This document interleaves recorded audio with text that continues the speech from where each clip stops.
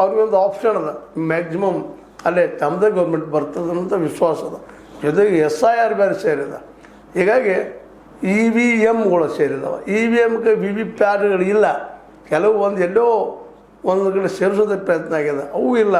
ಹೀಗಾಗಿ ತಮ್ಮ ಗೆಲ್ಲುವ ಸಾಧ್ಯತೆಗಳಿದ್ದಾವೆ. ಜೊತೆಗೆ ಹಿಂದುತ್ವದ ಪ್ರಭಾವಳಿ ಉತ್ತರ ಭಾರತದ ರಾಜ್ಯಗಳು ಹೆಚ್ಚಿರೋದ್ರಿಂದಾಗೆ ತಾವು ಗೆಲ್ತೀವಿ. ಅವ್ರಿಗಿರೋ ಮುಂದೆ ದೊಡ್ಡ ಗುರಿ ಕರ್ನಾಟಕ ಗೆಲ್ಲೋದು 28ರಲ್ಲಿ.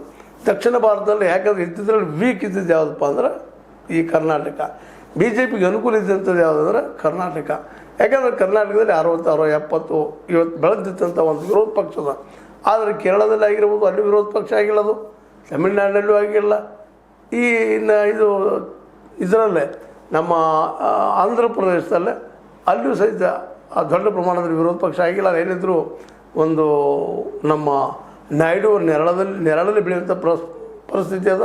ತೆಲಂಗಾಣದ ಅದು ಪರಿಸ್ಥಿತಿ ಅಷ್ಟೇ ಅದ. ಹೀಗಾಗಿ ಅಲ್ಲಿ ತೆಲಂಗಾಣದಲ್ಲಿ ಏನಿದ್ರು ಯುದ್ಧ KCR ವರ್ಸಸ್ ಕಾಂಗ್ರೆಸ್.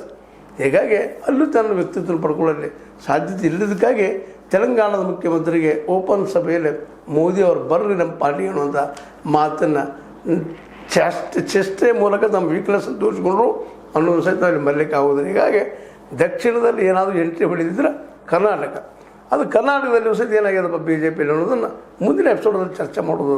ಏನಾಗ್ಯದ ಎಂತಾಗಿದೆ ಅನ್ನುವಂಥ ಪರಿಸ್ಥಿತಿ ಅದೇನೂ ಇರಲಿ. ಈಗ ಮಾತ್ರ ಒಂದು ದೃಷ್ಟಿ ಇಟ್ಕೊಂಡು SIR ಭಯದಿಂದಾಗಿ ಮತ್ತು ಅವರು ಗ್ಯಾರಂಟಿಗಳನ್ನು ಕೊಡ್ತಾರೆ BJP ಗ್ರೂಪ್, ಅದು ನಿಶ್ಚಿತ ಆಗ್ಯದ. ಇವೆರಡೂ ಕಾರಣಕ್ಕಾಗಿ ಮುಂಬರುವ ಚುನಾವಣೆ ಕಾಂಗ್ರೆಸ್ಸಿಗೆ ಕಬ್ಬಿಣದ ಕಡಲೆ ಆಗುವುದರಲ್ಲಿ ಸಂಶಯನೇ ಇಲ್ಲ. ಅದಕ್ಕೆ ಇಬ್ಬರು ಒಂದಾಗಿ ಹೋರಾಟ ಮಾಡುವಂಥ ಮನೋಸ್ಥಿತಿಗೆ ಬಂದಿರಬಹುದು.